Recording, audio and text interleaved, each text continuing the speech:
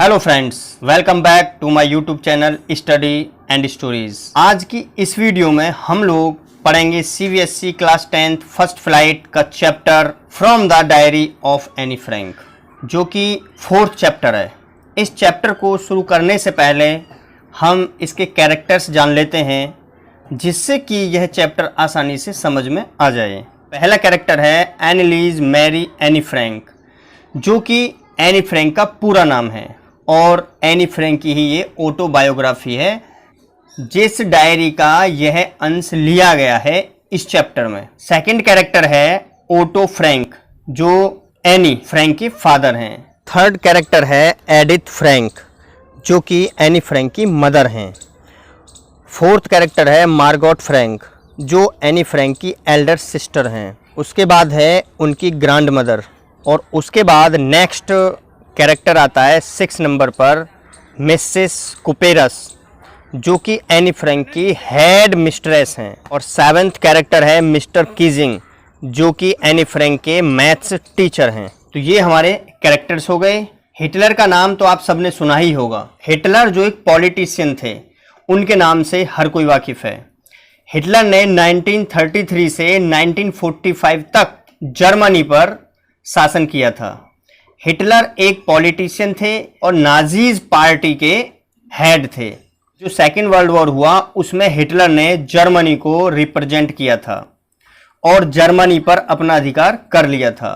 यह जो चैप्टर है ये रियल एनी फ्रैंक की ऑटोबायोग्राफी से लिया गया है, जो उसका एक अंश है जिसे आज हम समझेंगे। इस डायरी में उस समय जो घटनाएं घटित हो रही थीं, एनी फ्रैंक ने उनका बड़ी खूबसूरती से जिक्र किया है, अर्थात बड़ी खूबसूरती से उनके बारे में बताया है। और ऐसा लगता है कि यह डायरी किसी 13 साल की स्कूल में पढ़ने वाली लड़की ने नहीं लिखी, बल्कि किसी बहुत समझदार इंसान ने लिखी हो। अर्थात इसमें काफ़ी समझदारी भरी बातों का जिक्र है, जिसे खुद एनी फ्रैंक ने अपनी ज़िंदगी के बारे में लिखा है। एनी फ्रैंक अपनी लाइफ के केवल 15 साल ही देख पाई थी। मैरी के पिता ने उन्हें ये डायरी उनके 13th अर्थात 13वें जन्मदिन पर गिफ्ट की थी, और तब से लेकर के उन्होंने जब तक वो जिंदा रही तब तक के अपने एक्सपीरियंस उन्होंने लिखे हैं। एनीलीज मैरी एनी फ्रैंक का जो बर्थ था वो 12 जून 1929 को हुआ था, और इनकी डेथ के विषय में एक मंथ का फरवरी या मार्च, इसका कन्फ्यूजन है, कहीं फरवरी मिलता है और कहीं मार्च मिलता है। तो इनकी डेथ फरवरी मार्च 1945 को एक बीमारी टाइपस, जिसे हम तंदिक ज्वर कहते हैं, उससे हो गई थी। यह एक ज्यूइश गर्ल्स थी, मतलब ज्यूइश का मतलब होता है यहूदी लड़की थी, जो अपनी फैमिली के साथ जर्मनी में रहती थी। और जब जर्मनी पर नाजियों का कब्जा हुआ तो ये एम्स्टर्डम में अपनी फैमिली और फ्रेंड के साथ छुप गईं, जब वर्ल्ड वार 2 चल रहा था और नाजियों ने धीरे धीरे नीदरलैंड पर भी अपना कब्जा कर लिया था। और नाजी जो ज्यूइश लोग थे उन पर बहुत ज़्यादा उत्पीड़न करने लगे थे। इनका इतना उत्पीड़न बढ़ गया था कि लोग छुपने लगे थे। एनी फ्रैंक का परिवार और इनके कुछ दोस्त इनके पिताजी का जो दफ्तर था, अर्थात ओटो फ्रैंक जो उनके पिता थे, उनका जो दफ्तर था उसमें जाकर के वो छिप गए। परंतु वहाँ 2 वर्ष बाद ही उनके साथ धोखा हुआ, अर्थात उनके इस ट्रुप की जानकारी इन्हीं के किसी आदमी ने दे दी और इन्हें वहाँ से पकड़ के कॉन्सेंट्रेशन कैंप में भेज दिया गया। कॉन्सेंट्रेशन कैंप वो जगह थी जहाँ पर जो जाता था उनके साथ बहुत ही ज़्यादा उत्पीड़न किया जाता था, और बहुत ही कम लोग वहां पर सरवाइव कर पाते थे, अर्थात बच पाते थे। इसीलिए वहीं पर इनकी जो एल्डर सिस्टर थी मार्गोट, उनकी टाइफाइड के कारण मृत्यु हो गई, और कुछ दिन बाद ही इनकी भी अर्थात एनी फ्रैंक की भी टाइपस अर्थात तंदिक ज्वर के कारण इनकी डेथ हो गई थी। और इनकी पूरी फैमिली में केवल इसके फादर ही बचे थे, जो कि उस ग्रुप में अकेले बचे थे। जब सेकेंड वर्ल्ड वार खत्म हुआ तो इनके पिता एम्स्टर्डम लौटे, जहां पर कि एनी फ्रैंक ने अपनी ऑटोबायोग्राफी लिखी थी, अर्थात डायरी लिखी थी। और जब इन्होंने देखा एनी फ्रैंक की डायरी सुरक्षित थी। जब इन्होंने उसे पढ़ा और पढ़ने के बाद इन्हें लगा कि ये एक अनोखा संग्रह है और उन्होंने इसे अर्थात इस छोटी लड़की की डायरी को इंग्लिश में ट्रांसलेट कराया, अर्थात इंग्लिश लैंग्वेज में इसे छपवाया, क्योंकि यह डायरी डच लैंग्वेज में लिखी हुई थी। इस डायरी में 12 जून 1942 से लेकर 1 अगस्त 1944 की अंतिम इसमें प्रविष्टि है, अर्थात लास्ट एंट्री है। और बाद में मूल डच भाषा से कई भाषाओं में इसका अनुवाद किया गया और यह विश्व में सबसे ज्यादा पढ़ी जाने वाली पुस्तक बन गई और इस पर कई फिल्में बनी, टेलीविजन पर ये आने लगी और ये सिनेमा घरों में भी चलाई जाने लगी। यह डायरी एक परिपक्व अर्थात मैच्योर माइंड के सूक्ष्म ज्ञान का काम है, जो नाजी आधिपत्य के अंतर्गत दिनचर्या के बारे में बताती है, अर्थात नाजियों ने किस तरह के उत्पीड़न जनता के साथ किए थे या जो यहूदी लोग थे उनके साथ किए थे, उसके विषय में बड़ी बारीकी से बताया गया है। एनी फ्रैंक सबसे ज्यादा विवादित चर्चित पीड़ितों में से एक हो गई हैं। अब इस चैप्टर की तरफ चलते हैं जो एनी फ्रैंक की डायरी से लिया गया है, उसका ये छोटा सा अंश है। एनी फ्रैंक बताती हैं कि मेरी जैसी लड़की के लिए डायरी लिखना एक ही स्ट्रेंज एक्सपीरियंस है, केवल इसलिए नहीं कि मैंने इससे पहले कुछ नहीं लिखा, बल्कि इसलिए कि मुझे लगता है कि मेरे बाद अर्थात बाद में जब भी कोई ये पढ़ेगा तो ये सोचकर नहीं पढ़ेगा कि 13 साल की लड़की इसमें भला क्या लिखेगी, उसके विचारों में भला ऐसा क्या होगा जो कि पढ़ने लायक हो। मैं तो इसलिए लिख रही हूं क्योंकि मेरा लिखने को मन कर रहा है और मैं अपनी बातों को किसको बताऊं, क्योंकि नाजियों का कब्जा है, अपनी बातें किसी को बता नहीं सकती, किसी फ्रेंड को भी नहीं बता सकती, क्योंकि ऐसा कोई फ्रेंड ही नहीं है, मुंह से निकली बात पराई हो जाती है। इसलिए वो कह रही है कि मैं अपने दिल के बोझ को अर्थात जो मेरे दिल में चलता रहता अर्थात माइंड में चलता रहता उसे मैं कागज पर उतारना चाहती हूं। फिर उन्होंने एक बड़ी अच्छी बात लिखी जो रियल है, वो ये है कि paper has more patience than people. जो कागज है वो लोगों से बहुत ज्यादा अधिक सहनशील होता है, क्योंकि हम लोगों से कोई बात कहते हैं तो हमें डर रहता है कि वो हमारी बात लीक ना हो जाए, और हम ये भी डरते हैं कोई ऐसी बात अपने फ्रेंड्स से ना कह दें जो आगे हमारे लिए दिक्कत खड़ी कर दे। इसलिए कागज कभी भी हमारे सीक्रेट्स को किसी को नहीं बताता। हम जो चाहें उस पर लिख सकते हैं, चाहे कुछ भी लिखें, कोई भी हमारे सीक्रेट्स को नहीं जान पाएगा और ना ही कोई ये लड़ाई झगड़े का कारण बनेगा। इसलिए उन्होंने ये बात कही है कि जो कागज है वो बहुत ज्यादा सहनशील होता है लोगों की अपेक्षा। और वो बता रही हैं कि ये जो कहावत है मुझे उस समय याद आई जब मैं उदास बैठी हुई थी अपने घर पर और मैंने अपनी ठोड़ी अर्थात टुड्ढी को हाथ में लिए हुआ था, निर्जीव सी बैठी हुई थी और ये सोच रही थी कि यहां बैठूं या बाहर जाऊं, और लास्ट में बताती है कि मैं वहीं बैठी रही जहां थी।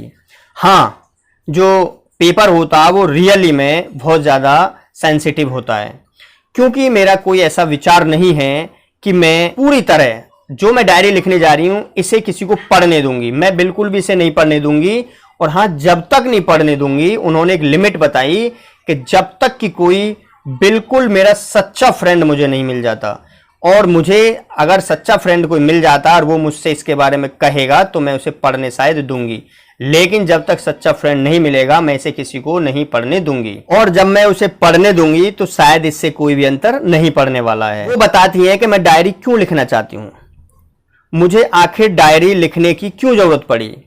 पहले तो बताती हैं कि मेरा कोई भी रियल फ्रेंड नहीं है, पहली आवश्यकता तो यह है। इस बात को मैं और ज्यादा क्लियर कर दूं, क्योंकि कोई भी ये बिलीव ही नहीं करेगा कि 13 साल की जो ज्यूइश गर्ल है जो जर्मनी में रहती है उसका कोई फ्रेंड नहीं है। तो ऐसा नहीं है कि मेरा कोई फ्रेंड नहीं है, मैं अकेली नहीं हूं, मुझे प्यार करने वाले मेरे माता पिता हैं और मेरी एक 16 ईयर्स ओल्ड मेरी बहन है मार्गोट, और लगभग मेरी पूरी फैमिली में लगभग 30 पीपल हैं जिन्हें मैं फ्रेंड कह सकती हूँ। मेरी एक पूरी फैमिली है, उसमें मेरी प्यारी आंटी हैं और एक मेरा प्यारा घर है। नहीं, ऊपर से देखने में तो ऐसा लगता है कि मेरे पास सब कुछ है, लेकिन फिर भी मेरे साथ जो कमी है वो एक सच्चे दोस्त की है।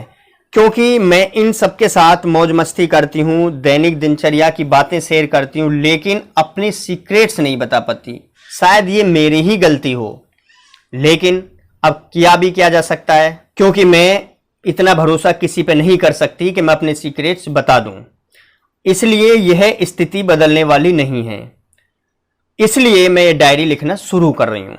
और उसने फिर डायरी लिखना शुरू किया।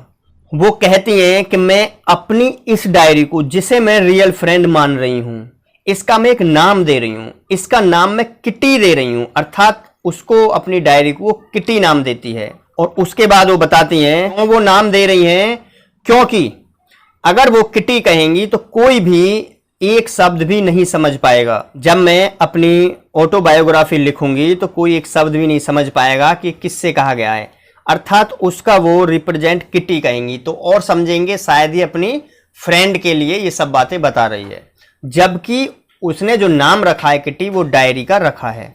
वो बताती हैं हालांकि ऐसा करना मुझे बिल्कुल भी अच्छा नहीं लग रहा है कि मैं इस तरह डायरी लिखूं, लेकिन फिर भी मैं लिख रही हूं। वो अपने पिताजी से शुरुआत करती हैं। वो कहती हैं कि मेरे पिताजी उन सबसे प्यारे पिताओं में से हैं जो मैंने देखे हैं।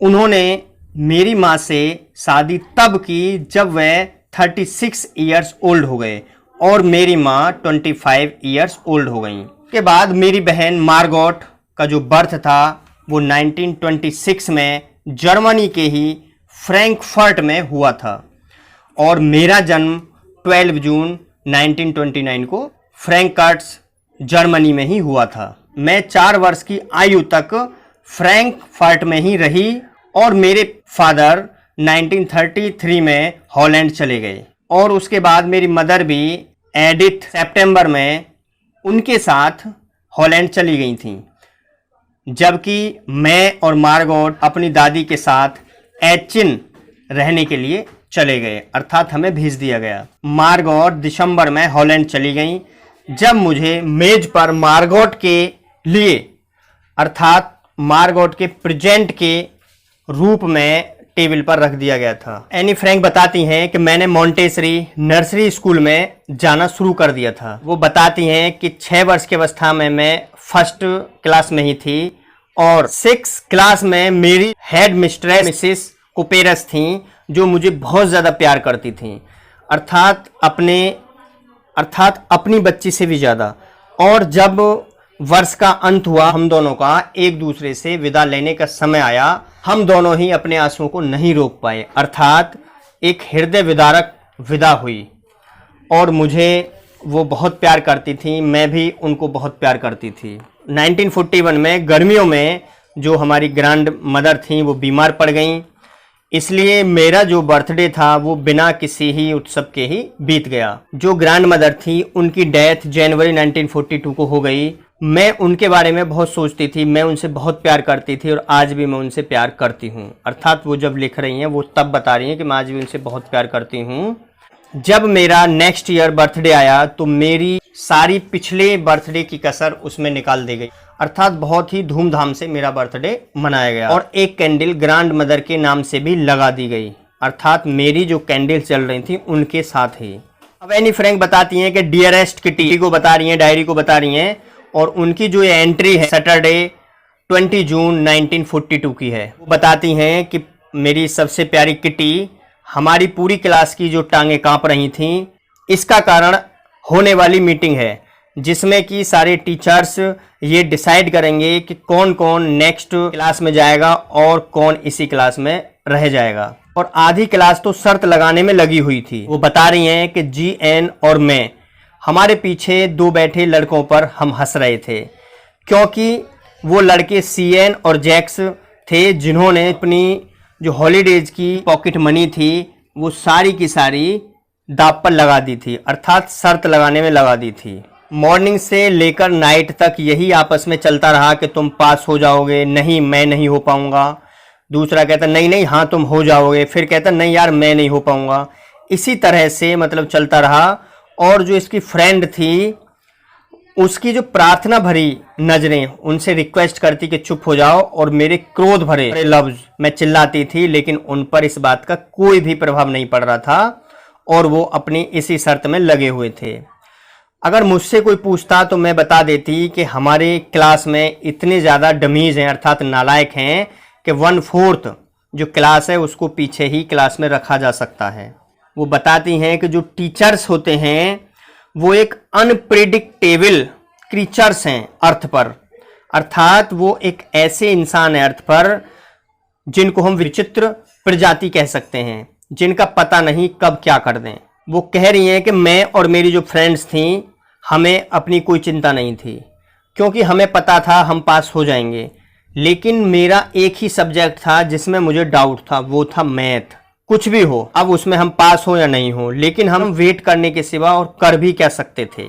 तब हम एक दूसरे से बस इतना ही कह रहे थे कि हिम्मत मत हारो, हौसला रखो, अपने हार्ट को लूज मत करो। एनी फ्रैंक बताती हैं मेरे जितने भी टीचर्स थे सबसे बनती थी, केवल एक को छोड़कर।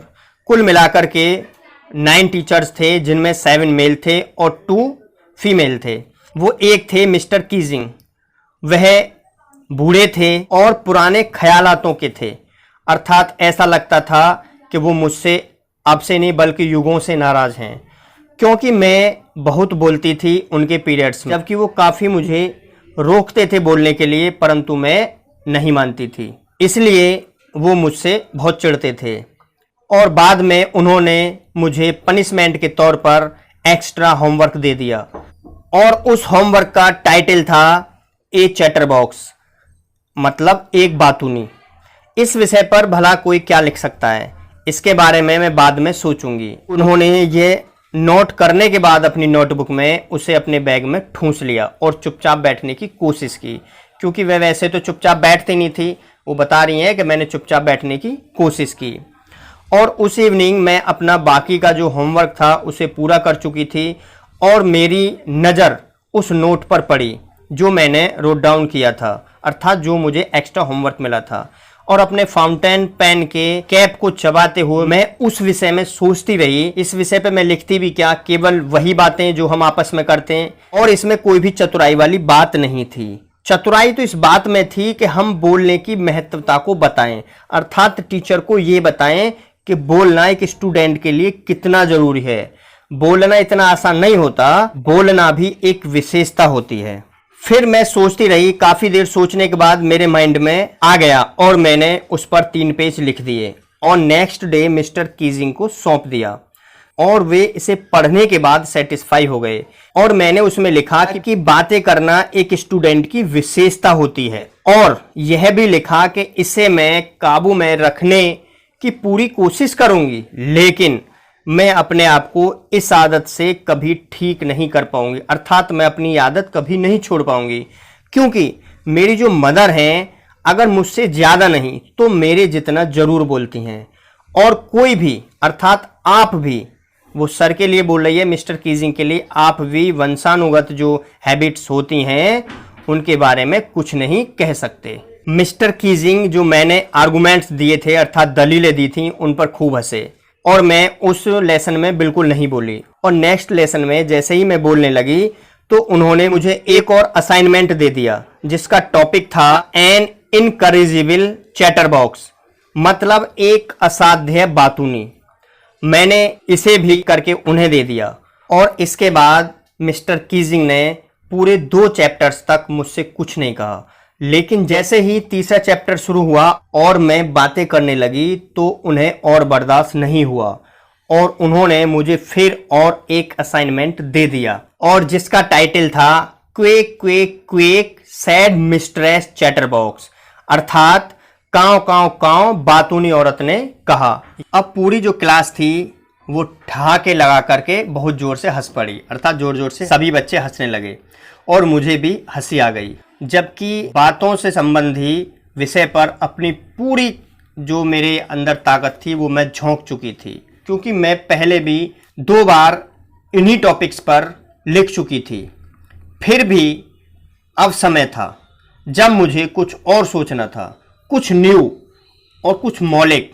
मेरी एक फ्रेंड थी सैन, जो कि पोएम लिखने में बड़ी ही एक्सपर्ट थी। उसने मुझसे कहा कि पूरे असाइनमेंट को स्टार्टिंग से एंड तक एक पोएम के रूप में हम लिखेंगे।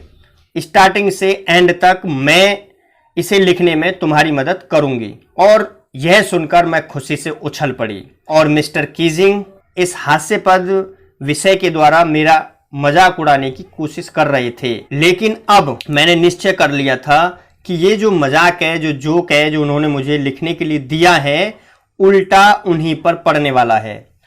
और मैंने अपनी पोएम पूरी कर ली और यह सुंदर थी। यह एक mother duck and a father swan के ऊपर थी, जिसमें कि उसके 3 बेबीज थे, बच्चे थे, जिन्हें हम चूजे कहते हैं। और उन्हें फादर स्वान था, उसने चोंच मार मार कर मार दिया था, क्योंकि वे बहुत ज्यादा कांव कांव करते थे। लकीली अर्थात सौभाग्यवश जो मिस्टर कीजिंग थे, उन्होंने इस मजाक को सहजता से लिया और मिस्टर कीजिंग ने इसमें अपनी कमेंट्स जोड़ते हुए कविता को पूरा पढ़कर सुनाया और उसे सेवरल अदर क्लासेस अर्थात दूसरी क्लासों में भी उन्होंने सुनाया। और फिर मुझे बातें करने की छूट मिल गई और मुझे कोई भी एक्स्ट्रा होमवर्क नहीं दिया गया। इसके विपरीत मिस्टर कीजिंग आजकल हमेशा मजाक की बातें ही किया करते हैं। और यहीं पर जो इस चैप्टर में लेख लिया गया है फिनिश हो जाता है। जो डायरी लिखी है Anne Frank the diary of a young girl के नाम से लिखी गई है, उससे ये लिया गया है, अर्थात इतना ही लिया गया है जो इस चैप्टर में बताया गया है। तो दोस्तों, आपको हमारा एक्सप्लेनेशन कैसा लगा? जैसा भी लगा है हमें कमेंट में ज़रूर बताएं। और यदि आपको ये पसंद आता है तो भाई लाइक करना बिल्कुल भी ना भूलें। वीडियो को लाइक ज़रूर किया करें और अपने फ्रेंड सर्किल में और रिलेटिव्स में शेयर ज़रूर किया करें, क्योंकि जो पढ़ने वाले बच्चे होते हैं वो ज़रूर देखते हैं, अर्थात नई नई वीडियो वो देखते हैं तो कुछ हर वीडियो में नया मिलता है। और आपसे रिक्वेस्ट है कि यदि आपने चैनल को अभी तक सब्सक्राइब नहीं किया है तो चैनल को सब्सक्राइब भी कर लें। धन्यवाद दोस्तों।